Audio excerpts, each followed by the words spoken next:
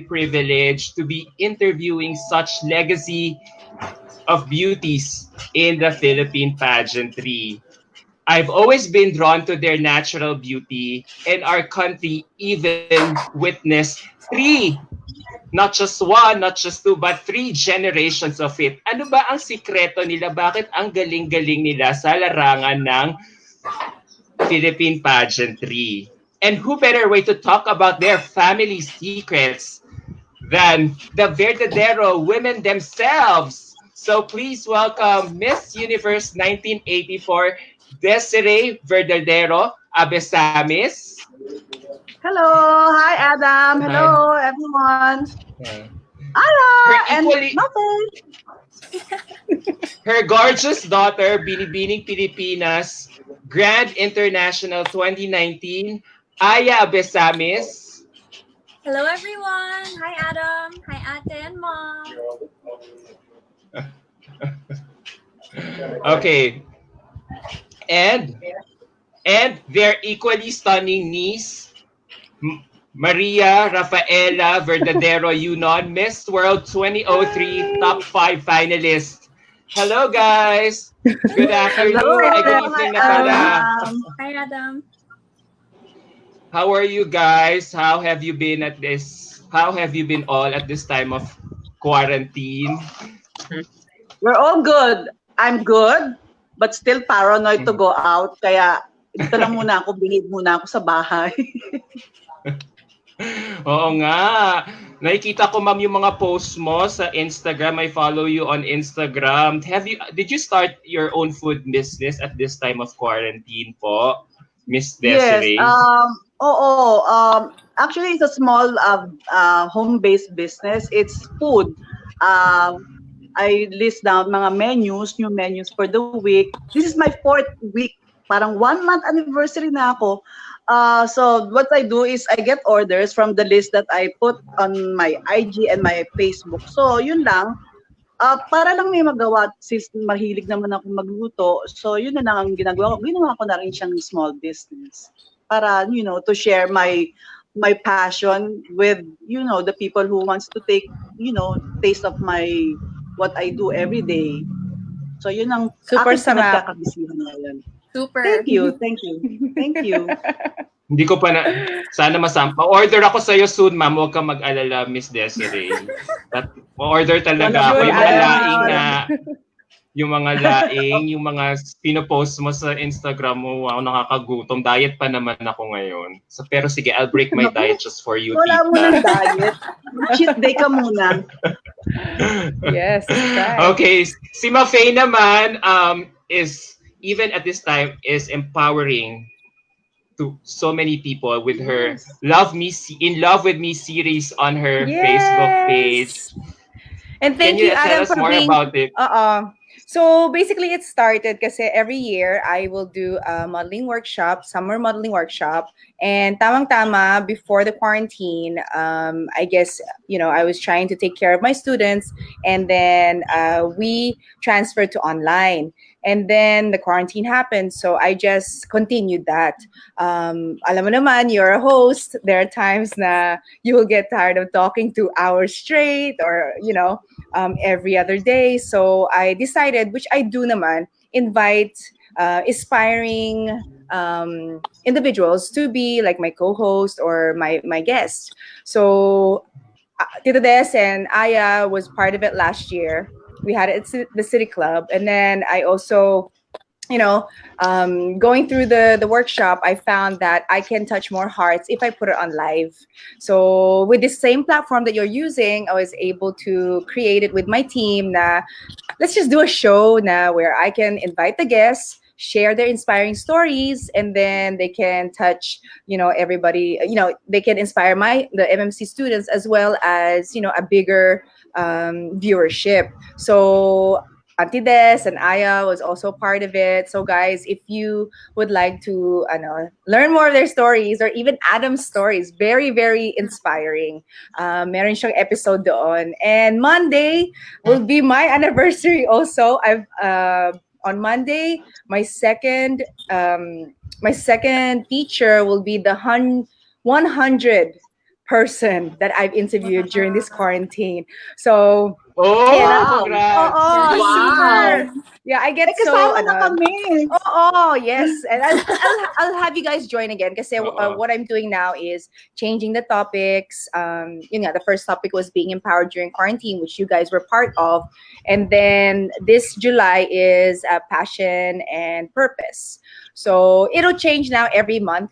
And I'm just happy and, receiving messages from people, not only my students, how thankful they are for me doing it. Although, challenging din siya kasi I have to get dressed up every day. Like you, it's like talking and talking and talking, but I'm learning Yeah. so much. And then I get to Yeah. practice my hosting skills. So yeah, I'm grateful for you guys to be part of it. I'm gonna have you guys again. Yay! Thank Yes, yes, you. Thank you sure. in advance. What Of about you, course. Tito na? Thank you in Aya. advance. Oh, my turn. Yeah. Yes. Well, for Look me, at her hair, guys. Oh. thank you. Beautiful. If only I could Hindi do ba that. yung wig, ate? That's not La- wig. no. Oo. Ah, that's real. So for this quarantine, everything's been good, but I think the best answer for me to say is that I think I'm getting by just like everyone else. There are times that it's really, really hard. There are times that I'm okay, or sometimes I cry, but I think that's just normal. And I know that we all can do this. But part of what I did during quarantine was I painted, I cooked the new things that I wanted, that I was craving for. I'm studying and trying to look for actual work, maybe online or whatnot. And this is one of it. One big factor that happened is Oh, quarantine. So I chopped my hair. wow. How does it feel? Actually, it feels very, very light. I had my hair for around my long locks. The My last time I had it chopped was 7 years ago. So I Wow. took really good care of it, and I think the best thing, it was a good decision because I was able to, how do I say this? I was able to feel lighter, feel fresh, and also do a good. I donated my hair for a good cause also. So it's a two-in-one situation, which is really, really good. And I hope to encourage a Mm. lot of people to do the same. Yes, anyway, Hmm. that will grow naman fast. Mm-hmm. It will grow. Yes. Yeah. Yeah, no. Pero di ba yung pag-chop mo na, akala ko kasi may pinagdadaanan ka. Alam mo naman when Wala. women cut their hair, di ba? That's Ano what they Usually say, emancipation. ba? That's what they say. But no, I just wanted Oo. something new and fresh. So, ang laki din ang laki din ng bawas. It was 13 inches. Uh-huh. And Wow. from what I researched, it's around 5 pounds. So, I don't know, maybe I got lighter. Wow. Oh, ang ganda. Do you also Salamat. do a lot of painting? Kasi di ba you're into arts, you're into a lot of Mm-hmm. painting. Ngayon ba napapractice mo yon kahit quarantine kasi you have more me time to yourself na at this time? Yes. There's this one time that I joined this cause. It's called, what was it called? I think Help Exhibit. So I Oh, joined with other artists, and then our work would be donated to to people in need. So I have actually some samples here if you want to see.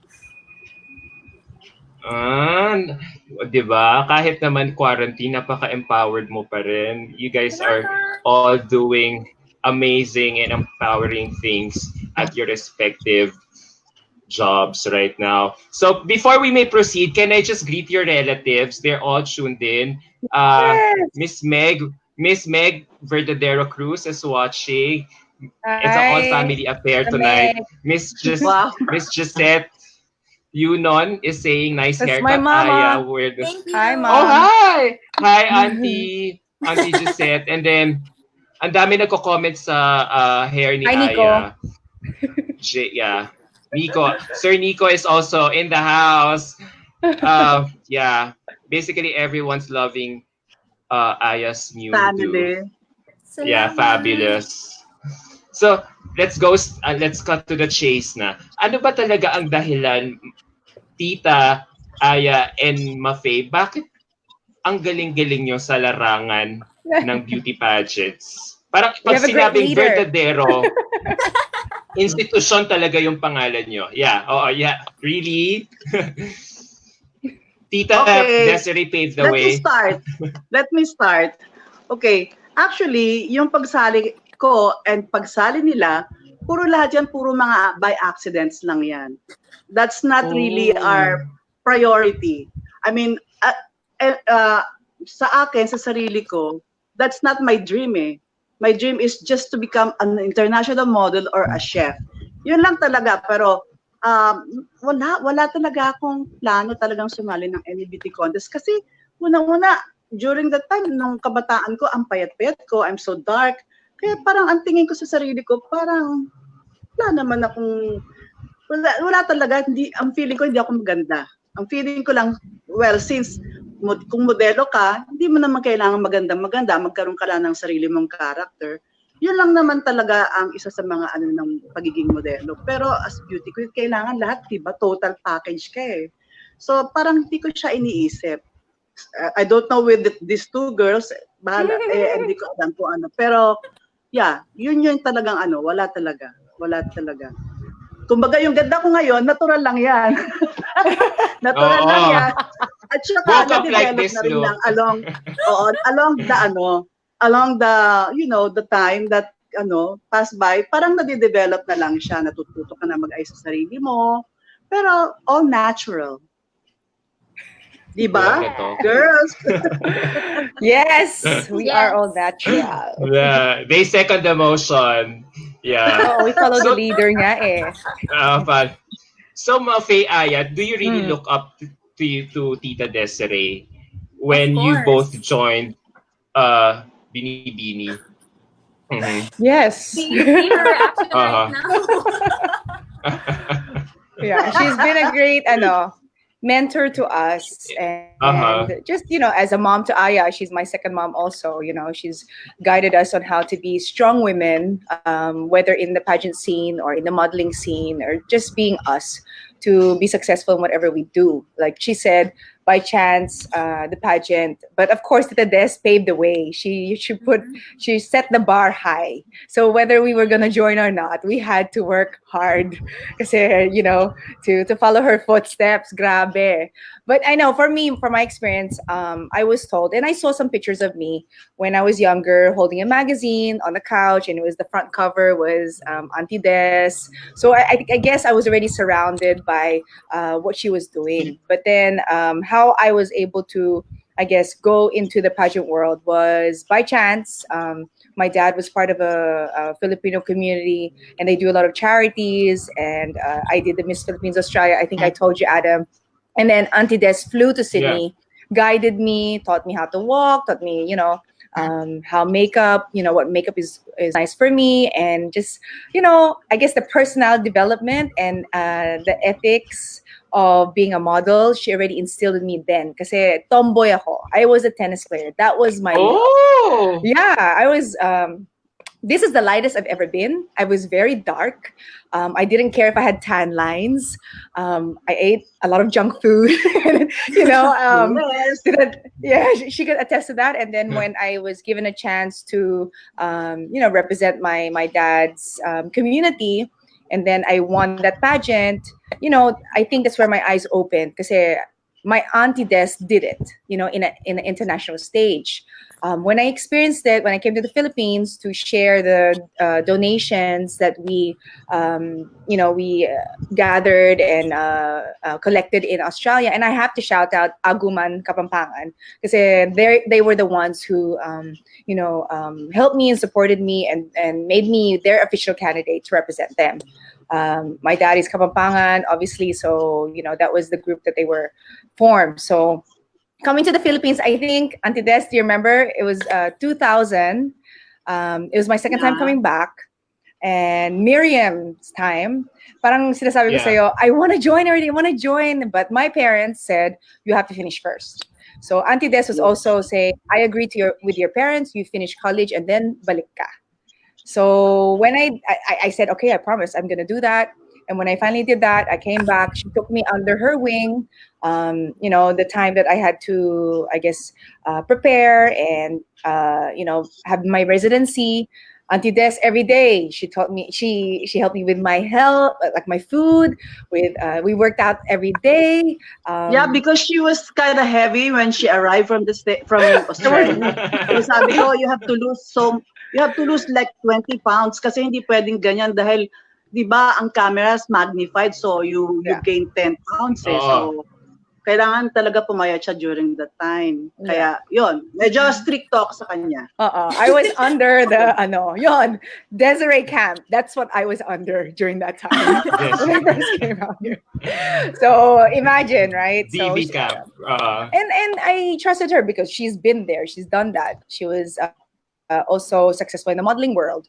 So for me to really follow her footsteps and represent a country, I was claiming it already, and at the same time, alam ko it's hard work. So during that time, even though ang daming sacrifices, my family knows that. I prayed a lot. I had my little cousin to keep me occupied too. Aya and I are 10 years apart. So when I first came out here, I shared a room with her and, she entertained me. And I'm just so grateful for both of you for letting me be part of your family during that time because it was tough. Like my mom would know this. All my savings, kasi wala pang Android or internet. You have to go to internet cafe if you want to chat and things like that. All my savings I finished by getting load and calling overseas, crying to my mom. Oh my gosh, what am I doing? Sabi niya, nandyan ka na. You know your why. So just stay strong. So I'm glad na my mom and Auntie Des Verdadero blood, very supportive. And of course my dad also, he just told me, oh, tapos ka na sa college. That's what you want, diba? Why are you trying to give up? Yeah. So that's what kept me strong because I surrounded myself with, very strong and inspiring people. So Aya ka naman. I think I kind of forgot the question. Why did you? Sorry. Anna, what's the question? Why did you? Were you inspired by your mom? By your mom's beauty pageant career? That's why you joined Binibining Pilipinas. Definitely, I got really inspired by my mom, but when I was way younger, I was really scared because my mom and my cousin brought that bar really high, and I felt like all that pressure, the expectations of people, but I overcame it in a way that I thought that maybe I should give it a try if people could see my potential. So that's when I gave it a try, and it didn't work the first round, but why not try again? So it worked the second round, and I'm really happy that I was able to do it, and I could check it on my bucket list. Yay. Aya, natanong ko na to sa'yo dati but I already forgot your answer. Kasi nga, with your current situation ngayon, bakit hindi ka sumali ng binibini at an earlier time? Like when you were 25 below? When I was 25 below, that was the time where I moved to the States. I decided that big move. And when I moved to the States, that's when I realized that maybe I should give it a try. Because going to a foreign country, people not really knowing you personally or you being the daughter of someone, it really opened my eye that people could see the potential in you. Not like being here, everyone was just pressuring you because they see you as the daughter of someone. And when I could hear that with random strangers seeing that and pushing me to do it, it opened my eye, and I just thought that I should just give it a try. Because why not? If not now, then when? And pasok pa naman yung age ko that time. So that's why I pushed for it. Oh, I remember I remember, Aya, every time na mayroong lalapit sa kanya, nung nandito pa siya sa Manila, every time na may lalapit siya sa kanya, lalong-lalo na si Rene Salud, na nagtatago talaga siya, ayaw niya talagang sumali. Ayaw niya talaga. Nagtatago siya sa lahat ng tao. That's why si Andrea kasi is very, she's a very sheltered girl. Kaya Sheltered. parang, oo, masyado siyang sheltered. Ewan ko, siguro sa pagiging stricto ko. So, parang ganyan lumabas eh. So, parang anything that's my mom, I don't want to be. Parang ganon. Ganon yung nasa isip niya. So, para kaya hindi ko na siya pinipressure. I never ask her naman talaga. Yun lang mga people around her talaga na ang nagpupush sa kanya na sumali ka dahil meron kang potential. Pero hindi siya naniniwala. So, ano, hindi, wala na. Sinet aside ko na yon na, okay, isa lang ang reyna sa bahay. So, okay na yun. Pero Adam, with my mom, my dream was to go to the States. My mom was there to really push me, and without her push, I wouldn't be here today. So thank you, Mom. She really opened my eyes. Yeah, welcome. Ayaw, isa pa rin yan. She has plans of going to America. She has plans of going to America, and I said, ilang taon ka na ba? She said, 25 or still. Why don't you go now? Sabi ko, go buy a ticket and leave. Sabi ko, kasi what will you do here? You will model for the rest of your life here in the Philippines. Sabi ko ganun sa kanya. So, why don't you try it out in America? Sabi ko, since you have the privilege naman to stay there, na pwede ka naman, sabi ko, why don't you try it out? Sabi ko, huwag ka na mag-intay rito. Since sabi ko, wala ka namang planong sumali ng mga kahit ano. Sabi ko ganun, di doon ka na. So, that's what I did. I really push her. I really push her talaga to leave. Kasi wala na siyang gagawin dito eh. Graduate na siya. So, nagulat na lang po kayo nung tumawag siya. Oo. So, nagulat na lang kayo nung tumawag siya sa'yo. Mom! No. She didn't call.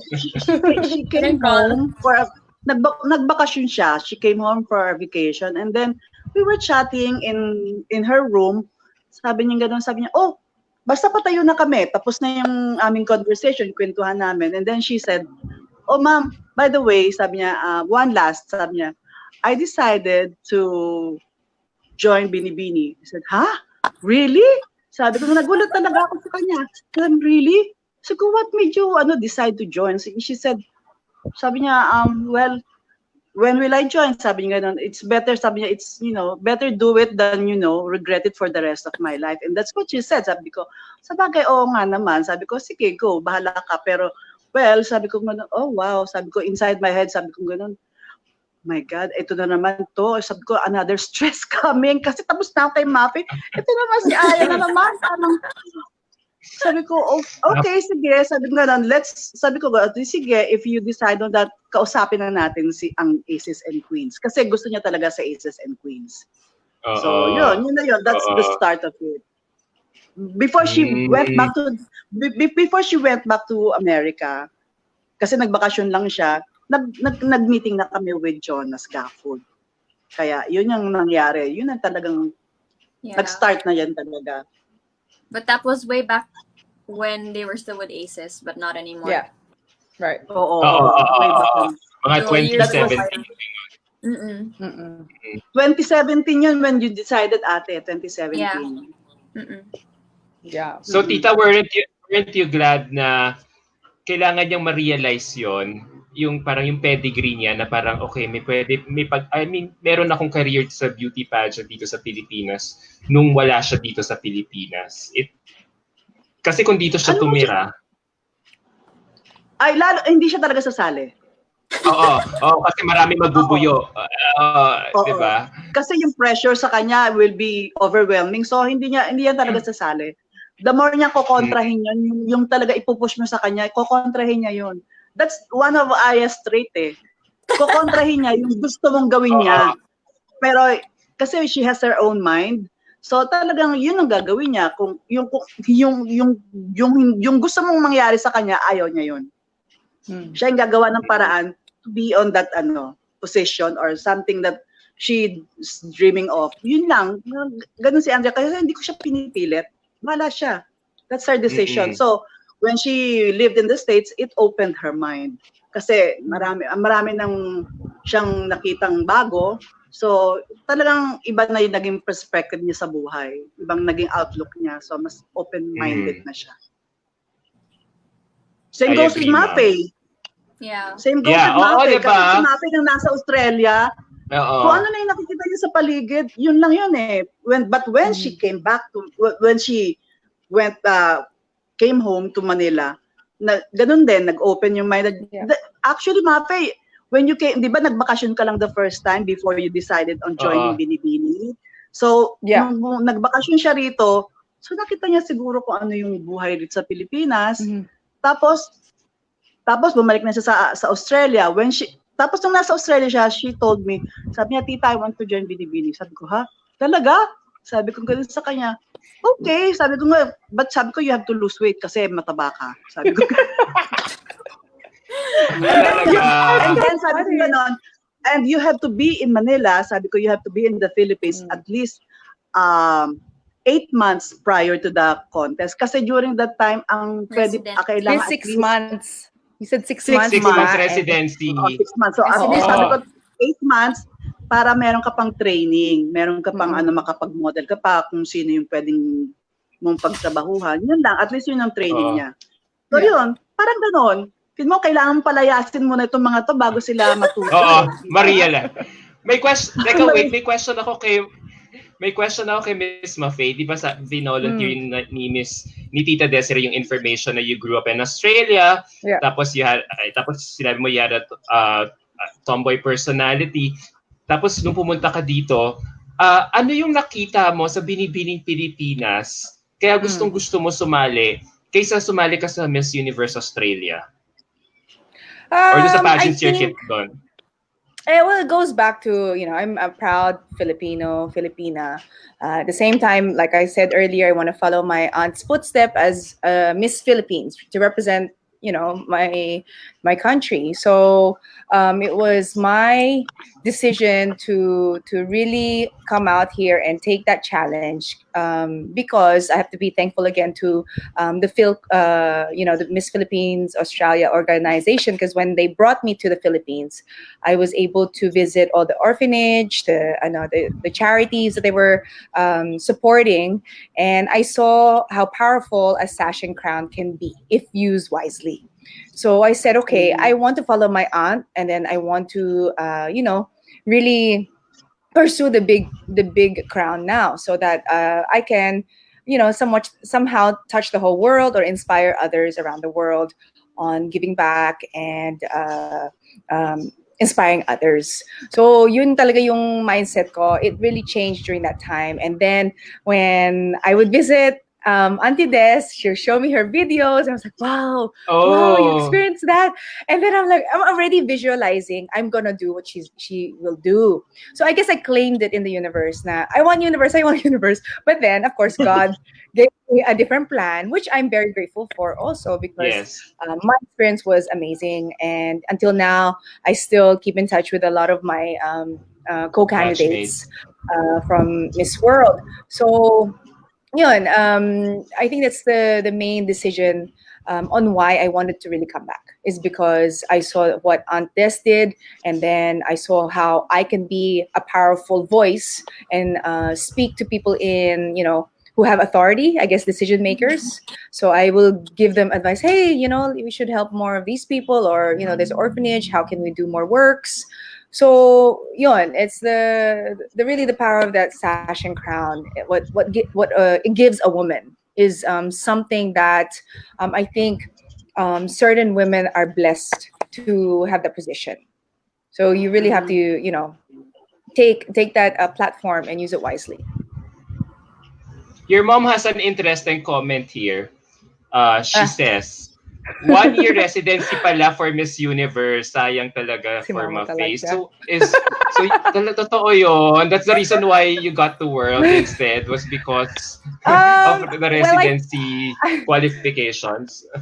It is a rule to be in your country that you're representing for 1 year. You have to be for the experience. You have to be in the Philippines for 1 year to be allowed to represent in any international pageant, I guess. I believe Miss Universe, that was the rule. So maybe that's why I didn't get the crown. But at the end of the day, like I said, I'm happy with my Miss World experience. But of course, I wanted to follow my aunt's footsteps. That's why the whole family was also, wanting the universe crown. But regardless, grateful. That's okay. You have the world naman. Oo. Oh, Diba? Oo naman. Beauty It's with a okay. And you purpose. represented Yeah. well. Thank you. Okay. Because of you. Now na-carry on niya talaga yung beauty with a purpose slogan ng Miss World sa ginagawa niya even until now, di ba? Yeah. Nag-i-inspire ng people through modeling workshops, di ba? O, di ba? So talaga may, talaga it was meant for her to go to world, di ba? Di ba? Yes. So speaking I of meant world Jack and universe, Hmm. yeah! Tell us more about it later. Speaking of the Go. world and the universe, Miss Mafae and Tita Desiree, mahirap ba talaga i-represent ang bansa natin sa international pageants? Kasi dati nung time nyo, wala pa talaga sash factor yung bansa natin eh, na alam mo yun. And you both really did well considering na walang ganon. So, was it harder for you guys to stand out or get noticed as compared to other girls? That's very true. Adam, kasi, di ba nga, wala pang social media during that time. So, talagang, parang, all you have to do is just to, train yourself, parang, kailangan mo lang talagang isipin yung lahat ng dapat mong gawin. It's all about yourself. You have to train well, you have to prepare everything.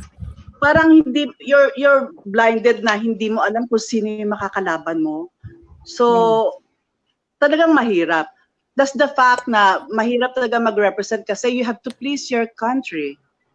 Okay? We're very lucky lang na during that time na mga wala kang nakikitang nagbabash sa'yo. So talagang ang mindset mo is just to train yourself very well to represent lang, to give honor to your country. That's all that you can think of eh. Kaya parang mahirap talaga. Parang lahat huhulaan mo. So yun May pressure na ba time namin.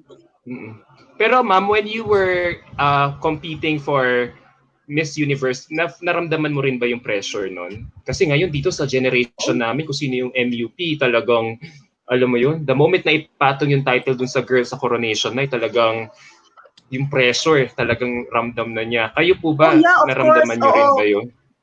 Oo, nung pinatong yung corona sa akin as Binibining Universe, parang, alam mo, masayang-masaya ka pero may kaba ka kasi ang Miss Universe kasi televised eh. So kahit na lahat ng mga mistakes mo, especially ang Filipina, ang una-unang nakikita are your mistakes.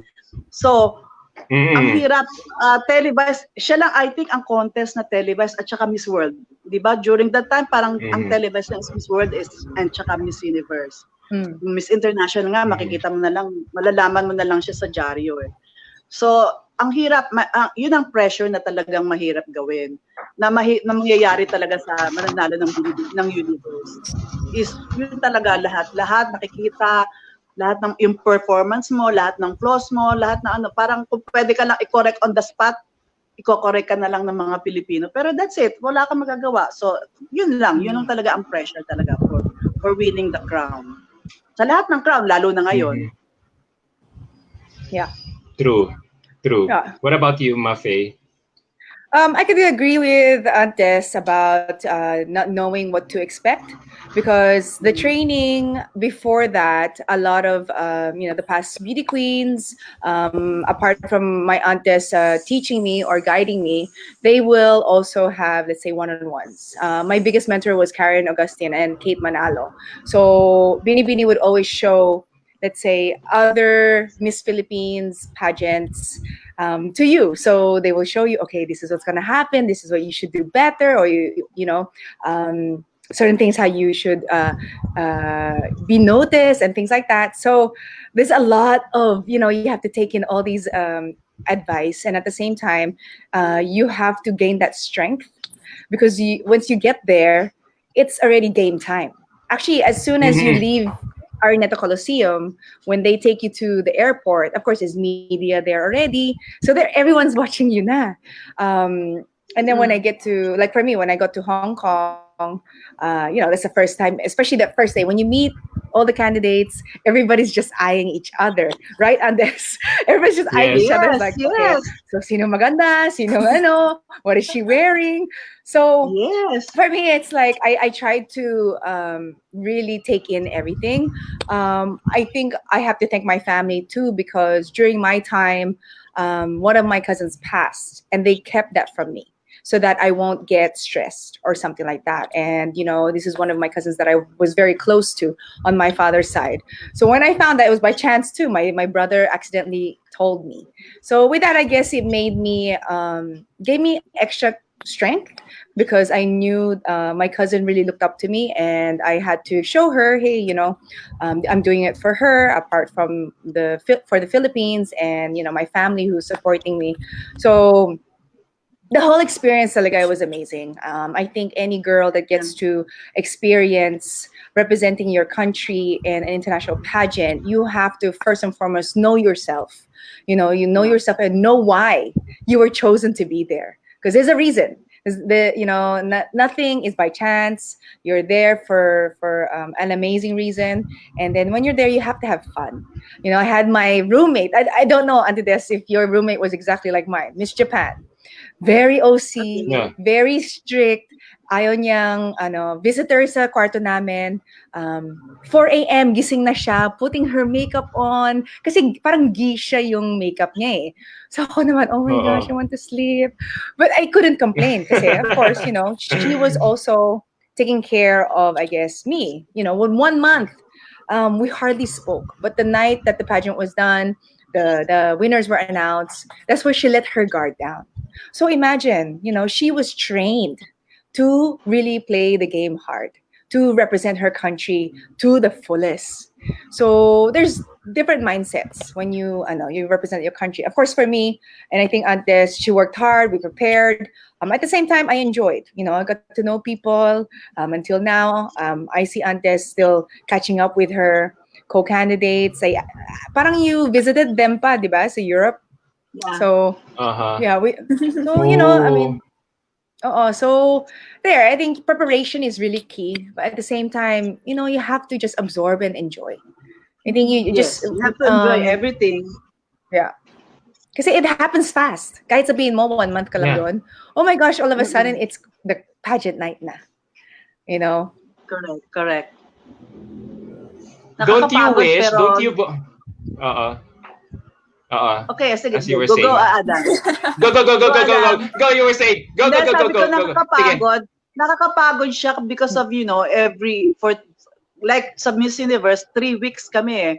So nakakapagod talaga siya. Pero at the same time, you enjoy it. And you get to meet a lot of people na yung mga, a lot of new faces, tapos yung mga Filipinos abroad, sila talaga, they look up to you, lalapit sila sa'yo, and then they will give you, gifts na parang unexpected, na parang talagang, na up to now, hanggang ngayon talaga, mga naging friends ko na talaga sila.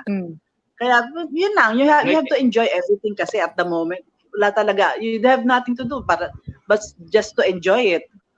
Hindi ka naman pwedeng umatras, so andun ka na, so mag-enjoy ka na lang, kahit nakakapagod. So, na-curious ako sa expensive gifts. So, mga ano yan, mga branded wala lang, mga food. shoes, No. Usually, mga food, yung mga hindi mo na, yung mga namimiss mo from kasi sa Amerika, iba yung food nila, di ba? So, yung mga Pilipino, magdadala sila sa akin minsan ng dinuguan. O, anong gusto mong kainin naman ngayon? O, pwede kitang bigyan ng ganito. Sabi ko, gusto ko kain ng lulutuan nila ako ng pagkain, tapos dala nila ako ng pagkain. So, dadalhin ko sa kwarto, isi-share ko naman doon sa ka-roommate ko, which happened to be is Mr. K. Talagang, yung mga pagkain ko, naa-amaze siya, sabi niya gano'n, ang tawag niya sa akin, kasi hindi siya masyadong marunong mag-English, so ang tawag niya sa akin, Mrs. Philippines. Mrs. Philippines, I like this, sabi niya gano'n. Tapos, wala, hindi kami masyado nag-usap, parang puro lang kami sign language. So, yun lang nangyayari sa amin dalawa for the whole, namin, being together, being a roommate. So, yun lang talaga but so far, okay naman, nag-enjoy. Yun talaga, you have to enjoy everything. O, saan si Mafae? Okay, malis. Nawala, okay, nawala. Ito na nga, pag nawala rin ako ha, saluhin nyo rin ako for So, ano next question? Anong expect? Mafae. Nasa email. Pero, ma'am, tatanungin ko sana siya about Jackie. Teka, wait. Teka, she's trying to get in. I can see her. Wait, she's trying to get in. I would have wanted to, ayan, there she go. There she What go. happened? Hi! Hello! Technical glitch. Before we get to Aya, kasi ayoko ma-feel ni Aya na OP siya. I wanna ask you, how was it like meeting Jackie Chan naman, Mafae? Oh, he was great. You know, He was great. it was Starstruck. starstruck kasi it's someone that everybody knows, and then when they announced that he will be one of the judges and we will have parang press conference with him, we will have a chance to take photos with him. I took advantage of my sponsor back then. I think this is the first camera with a selfie, something that you can turn around. Wala akong cellphone nun eh. So when it came my batch, kasi by batch, we'll be taking photo with him. When it came my batch, alam ko na yung game plan ko na I'm gonna go to him and get a selfie. So once we took the group photo, I went up to him, is it okay if I take a photo? And then I got the camera and I captured that. Actually, it's back here somewhere. And all the cameras were there from the media. Next day, front cover sa Philippines and even in China. I was like, yay, Yes, thank you, I saw Sony, that. for Ang giving me ganda. the camera. Ang galing, ang galing. Na-pick So up ng anong tawag doon ng international photographers din, Getty Images, yung mga Yes. selfies mo with Jackie Chan. So, Nice, no? I guess Buti may that's sponsor. where you have to have thick skin like that. I think that is the key of really panglaban mo. Thick skin. You have to thick just skin find the talaga. certain To make position a conscious make effort to you stand out. Yeah. make notice. Kasi nandun ka na eh. Diba? We talked about once you're there, you have this chance. Your arms reach from someone who I'm sure a lot of people want to take a photo of. So grab it.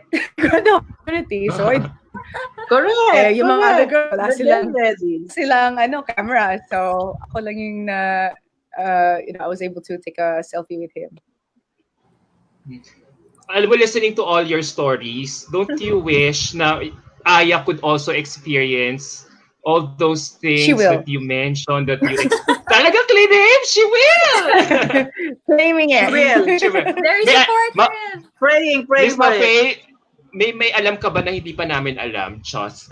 Wala. I just like to pray. I have faith. Hula lang. Praying for it. Praying. Because everyone's clamoring for Aya to join. I mean, to still be allowed to compete in an international pageant. There's so many questions being asked here on our Facebook live chat feed. Someone's asking, how do I pronounce his name? Messi Pashao. Aya, do you still have plans of competing in a different pageant, even though you're still Binibining Pilipinas Grand 2019?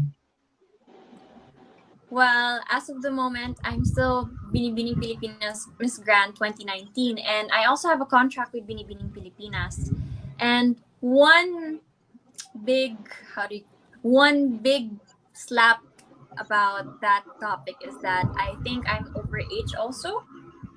Because unfortunately, beauty pageants have a certain age limit, and which is weird because I don't think that beauty pageants should have a certain age limit. So that would be a big question mark, and I couldn't really answer that question. But I would love to represent the Philippines, that's for sure. Oh, sana mabigyan ka talaga ng chance talaga. Sana mabigyan ka talaga ng chance. Pero ngayon ba, hypothetical question ba? Susundat lang ako. Kung sakaling, given our current situation ngayon, may pandemic, diba, everyone is on hold, everything is on hold, the world is on pause right now. May naririnig tayong ibang pageants, nag-postpone na until next year, yung Olympics, nag-cancel na. Kung sakaling hypothetical situation, in-offer sa'yo ng Binibini to compete in an international pageant, kasi technically wala pang nakokoronahan eh, dahil nga may pandemya. Binibini is on a go wait and see attitude in terms of how the government will respond to solving our health crisis in our country. So, kung sakali ba, i-offer sa'yo, kung sakali lang, kung tatanggapin mo ba? Kung. Natawa ako sa kung. Kung. Of course, I would accept it. I would like to also follow my family's footsteps, and if it was given to me, which it was given to me, I'm very grateful for that. And I would also love to represent the Philippines and try my best to uplift our country and just do my best. Diba? Hope springs eternal. Diba? Oh, there you go, guys. Yeah, she will be open about it in case Binibini offers her to compete. But kasi, how old are you? You're still 28, diba? You'll be turning 29 on November. Yes. Diba? So, assuming kung yung pageant ng sash mo ngayon, the pageant which cannot be named, bigyan ka ng i-allow ka nga na papuntahin doon. October usually ginaganap yung pageant. So, pasok ka pa technically, diba? Pasok na pasok. So, sige, pag-pray natin yan, malay mo, diba? Kasi, syempre, hindi natin masabi, diba? Diba? Ngayon kasi hindi natin alam ano ba, may pageant ba ang Binibini, diba? Wala pa nakokoronahan eh. Lahat hindi natin alam eh. So, let's see, diba? I also don't know. Yeah, I get you naman. Pero Aya, nung going back to your journey, kasi lahat kayo, diba? We all know you as a top model. Your family is known to be, a family of models, beautiful people. Coming into Binibining Pilipinas, you were already deemed a legacy candidate because an immediate frontrunner because of your pedigree. So parang feeling ko, yun na yung naging narrative mo coming into Binibining Pilipinas.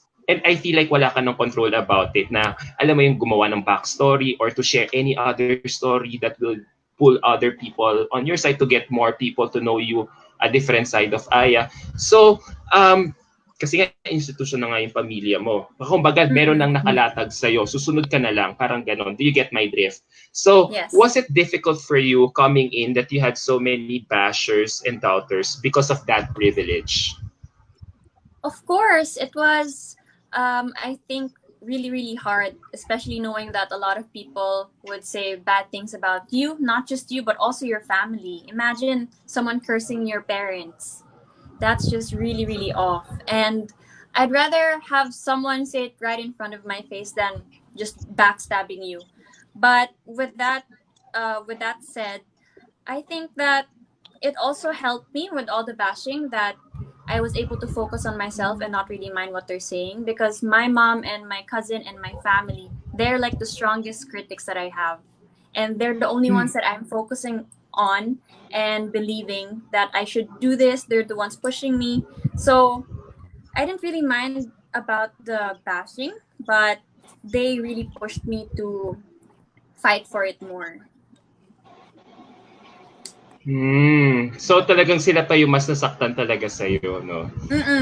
Kaysa Mom ikaw. Especially, she's reading everything while I'm trying not to read anything at all. And then Ate Mafae was telling me that you shouldn't read it, just focus on yourself. Yeah. So they were just there supporting me nonstop. So sa lahat ng mga binato sa'yo, lalo na nung first try mo sa Binibini, o sige, i-carry over na natin until the following year. Saan ka pinaka nasaktan ng gusto? I think yung pinaka nasaktan ako was people saying that that I am dumb because I don't know how to answer a question. But everyone goes through a lot of things, especially if you're under pressure. It's really different, especially when you're upstage. But I can answer a question, I can answer a simple question, but something that's being thrown on you with a lot of people right in front of you, that's really, really hard. And I wish that they could experience it so that they could understand how it feels. But aside from that, I'm okay with it. I was able to study more, to train more about it, and I just had to understand my core and understand myself more. Pero alam mo, ngayon ko lang talaga sasabihin to, hindi ko talaga to sa'yo nasasabi. Kasi nga, ang dami ninyo palagi, di ba, attention ko, hati-hati pag coverages. Na-overwhelmed Believe talaga ako sa'yo. Believe talaga ako sa'yo. Kasi, yeah, you were coming in, you had so many bashers back then, pero never kitang nakitang pumatol sa mga bashers mo online. Talagang saan nanggagaling yung strength na yon? Kasi it's easy, lalo na pag stress ka. Alam ko yung pinagdadaanan nyo. Kasi nga, gagising kayo na maaga just to be glammed up for a certain event, call time ng Binibini. Tapos, at the end of the day, makakabasa ka ng ganung mga comments. Siyempre, nakakasaktan. Stressed ka. Sometimes, ang daling pumatol, mag-reply back just to, para mabara yung taong yon. Pero ikaw, iba eh. Talagang, tatak Verdadero pa yan. Classy. Hindi ko papatulan to kahit nang gigigil na ako. Alam mo yun, bilib ako sa doon sa stamina mo. Salamat. How were you able to survive it? Walk us through about it. Para lang makarelate kami na, alam mo yun, for future reference yung mga girls na binabash, sabihin ko, this is how Aya did it. Ganyan. Yeah. My mom and my parents, my family, and also at Des Mafae, they really taught me well. They taught me how to focus on myself, and I believe also that the power of kindness is really, really good. With that, you wouldn't be able to, you can't counterattack. You can counterattack in that manner, but trying to make patol someone is, parang I believe in karma. Do you get that? Because with karma, kung pumatol ka, kung binato ka man ng tinapay, tapos parang batuhin mo rin ng tinapay. Yeah, so parang ganun. You just really have to focus on yourself and be strong, and do not read any comments. If you want to know any critical issue that you have, I think you should just listen to people that you trust, which is your family and your trainers. Yep. Can I add? Ayun, yes, ma'am. Can I add? Yes, tita. Go ahead, tita. Okay. Sa totoo talaga na si Aya talaga was the parang pinaka-bash during that time, especially nung 2018. Talagang parang, ang feeling ko parang masyadong inaapi yung anak ko. Diba? As a mom, ang sakit nun eh. Oo, parang as a mom, ang sakit kasi hindi naman niya kasalanan na naging anak ko siya. Hindi niya kasalanan na, sumari siya sa Binibini. I mean, naawa ako sa kanya, pero bakit I read everything, all the bashers, all the good comments and the very bad comments. Minsan talagang below the belt niya, talagang ang tinitira talaga is my family eh. Kesyo, bobo naman siyang sumagot, mahal na pala sa nanay, yung mga ganon. Parang, tapos, ang mga, nako mananalo yan kasi, ang nanay may connection sa Binibini, may connection sa Araneta. Kaya, parang, kailangan ko bang patulan to? Parang binabasa ko lang siya, pero, at the same time, parang, why will I make battle with them? Parang, I don't want to stoop down to their level. Kasi low na sila eh, mas low na sila. So, bakit pa ako bababa sa kanila? They're the lowest of the low. Parang, why will I make battle? Parang bang kailangan ko ba siyang explain?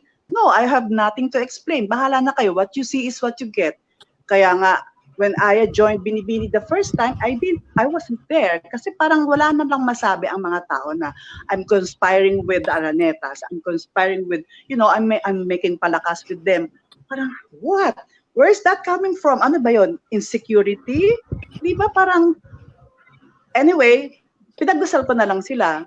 I don't know where there are, kung ano na yung nangyayari sa mga buhay nila ngayon.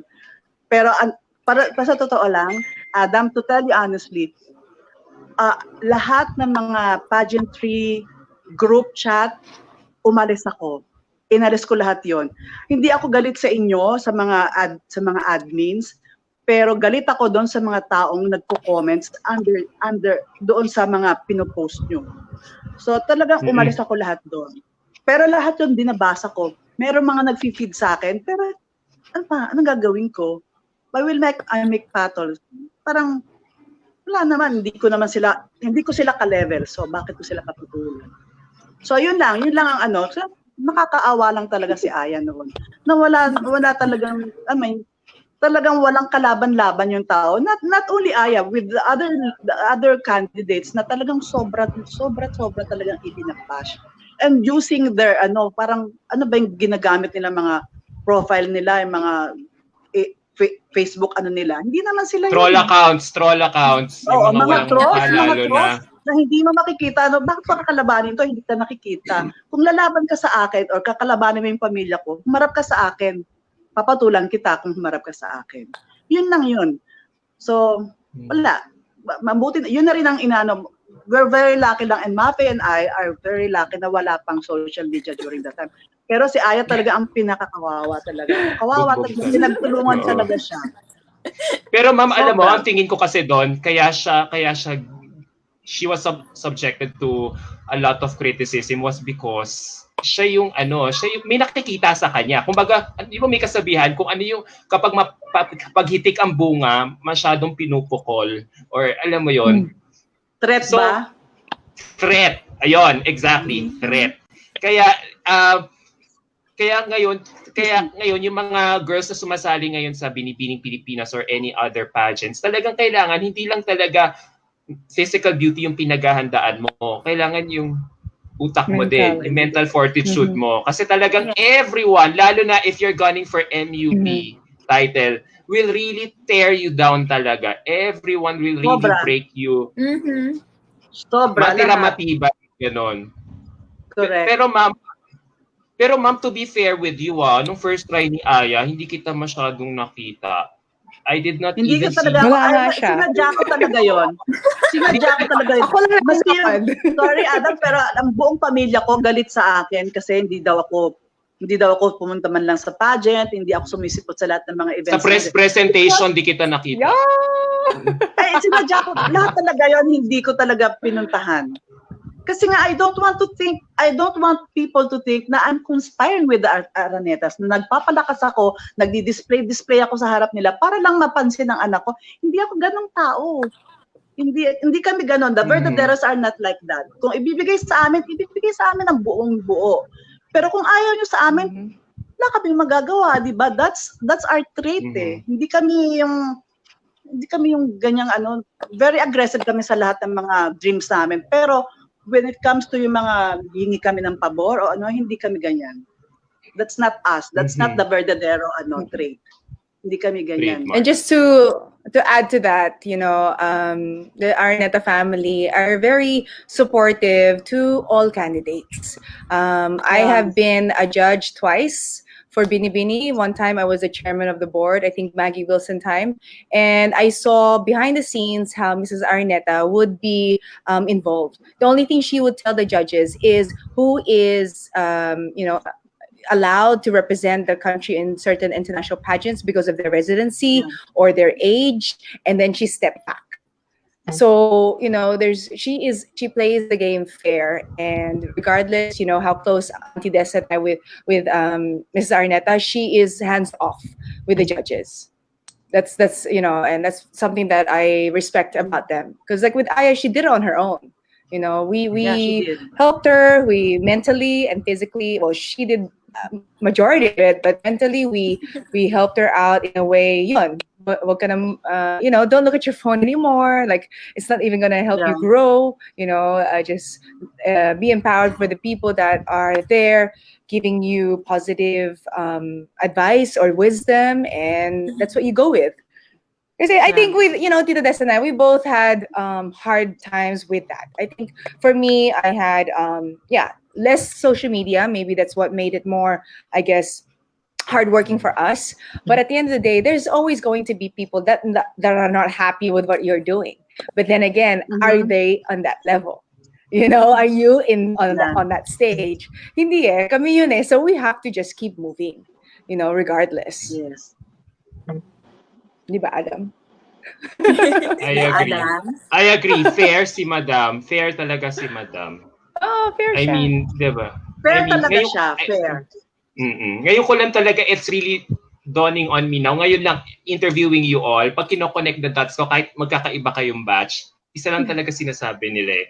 Madam is this, Madam is that. Parang, alam mo yun, kasi si Madam, hindi ko masyado nakakachika talaga sa mga coverage. Usually, hi, hello lang ako.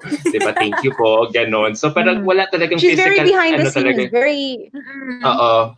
Ang dami kinukwento nga sa akin na Madam. Parang nanay lang talaga siya. Oo, exactly. Nanay nga. Even sa mga swimsuits niyo daw, sa press presentation, talaga, magsuot ka ng ano daw, ng push-up mo na, or ng pad, para, So, she really looks after all your welfare talaga. So, yan yung nakikita kong trend. Oo. But she will not dictate the judges, ha? Oo. Kaya talagang wala talaga silang wala siyang hold on. Oo. Talagang kung ano yung nakalagay sa resulta, re-respetuhin niya talaga. Mag-assign na lang sila talaga ng titles kung sino sa ganito, sino sa ganyan. That is very true. Yes. That is very true. Kasi maraming nag-ano sa kanya na kesyo siya ang may kasalanan, bakit ito nilagay dun sa title na yan. Hindi, wala siyang kinalaman doon. I mean, pinapakita lang sa kanya kung sino yung mga winners. Pero that's all. Yun lang naman ang niya. Tapos, she will, na lang, start from there. Kung ano na lang yung binigay, yun na yun. Yep. Okay. Going back to Aya, on your second try in Binibini, ako talaga, in my opinion, your performance was really flawless all throughout. Thank you. From pre-pageant to finals, you really delivered. Kahit na medyo nagka-ano-anuhan sa gitna, pero ikaw pa rin ang nanalo. You prove your doubters wrong na you had what it takes talaga to become a world-class beauty queen. So was there pressure for you to clinch a crown during that time, since many were already expecting you to do so? There was really a lot of pressure, especially that it's my second try, and I just really wanted to give it my all and enjoy the journey. And I'm just really thankful for everyone that supported me from day one. Because of them, I had the courage to really push for what I really wanted. And I'm grateful for all the results and that I finally have a crown after all that hard work. Yeah. Diba? And thanks to all the supporters of Aya from 2018 to 2019. Ang Aya Amazing. Ang Aya Amazing. Pero hindi ka ba na-disappoint na you only got first runner-up? Kaysa any of the title? Talaga? I think you were happy genuinely. If you watch the video, you could see the smile and the spark on my face because I finally got something that I worked hard for. And it was just all genuine, true, and just really, really grateful for everything. Because why would you get disappointed? It's already there. That's for you.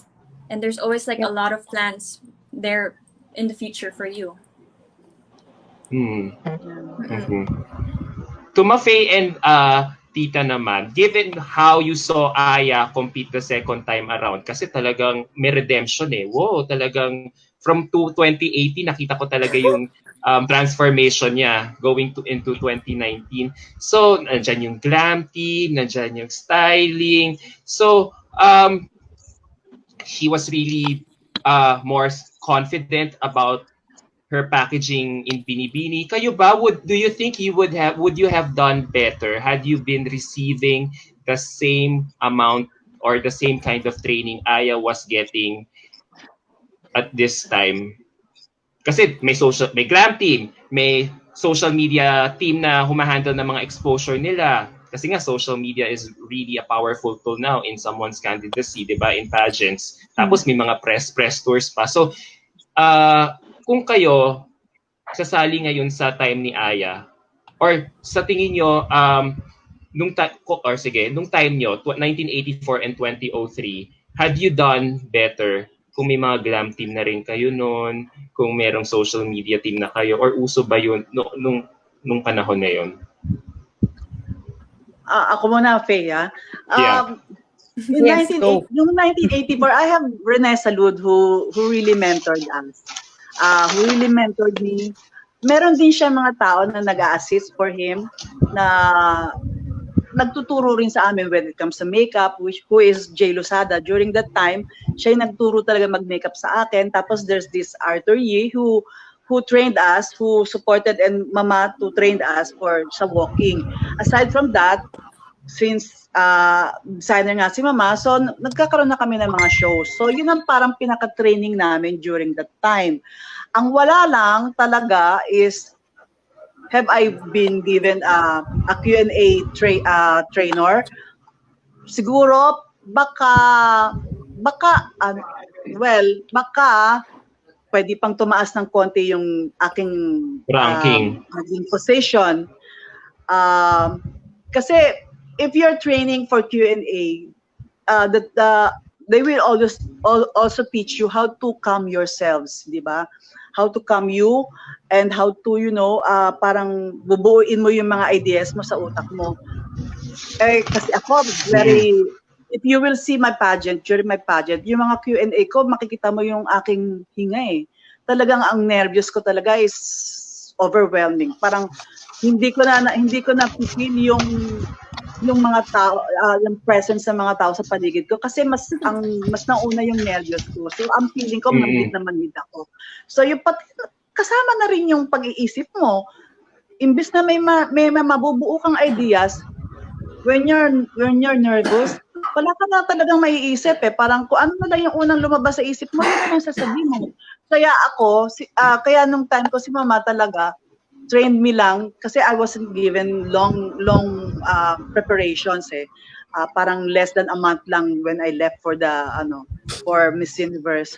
So ang sabi lang sa akin ni mama is, ito na lang, mama, yung terms of endearment ni mama sa aming lahat ng mga alaga niya is ining. So ining, ito na lang.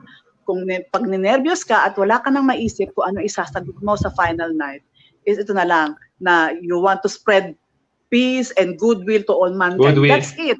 Yun lang ang masasabi mo. Yun na lang ang sabi mo. Which is, yun na nga nangyari. Sinunod mo nga. Sunod mo. Si mama yun. So, yun na nga nangyari. Yung final question sa akin, yun na nga lang yung nasagot ko. Kasi parang, may sasabihin pa ako, pero parang, na mental block. Sobrang nervous ko, na mental block ako. Hindi na, kasi I was the first one to be asked . So talagang yes. Yung train of thoughts mo at saka yung composure mo, hindi mo kaagad-agad may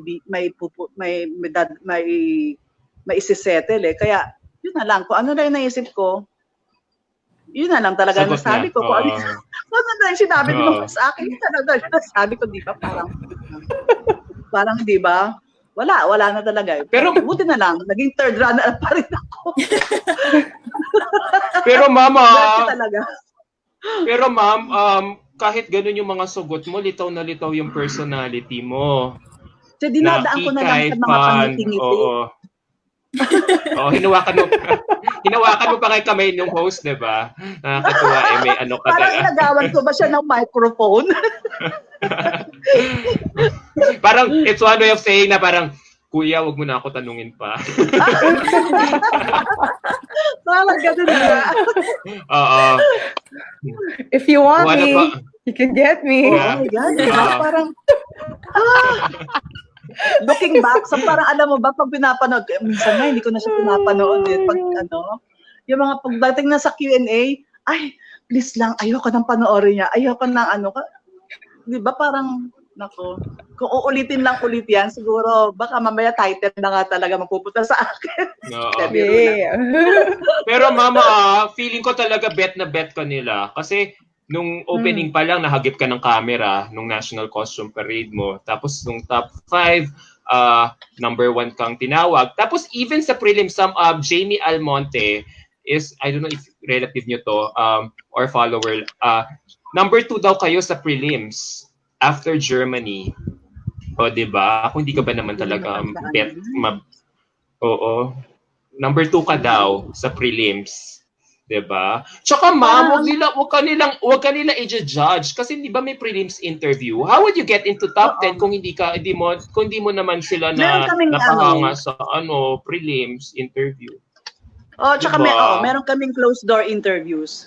Talaga, meron kami. 'Di ba? And we were timed during the time. May timer 'yan. 5 minutes per judge. Oo. Ganyan talaga, oo. So I assume pinakitaan mo rin sila ng personality mo, yung yung parang feeling ko ganun ka, ma'am. Kasi ako, maloko ako, makalog ako. Tsaka may pagkakikay ako. Oo. Tignan mo yung dalawa, di ba napakahinin? Ako na yung talagang parang, mahinin yung dalawang yan eh. Bagay, kaya nga ma'am, kaya tamang-tama talaga sa yung universe na title. Kasi, di ba, the Miss Universe organization wants someone who not only looks beautiful but also has a lot of personality. Mm-hmm. Di ba? Yung talagang, alam mo yun, yung talagang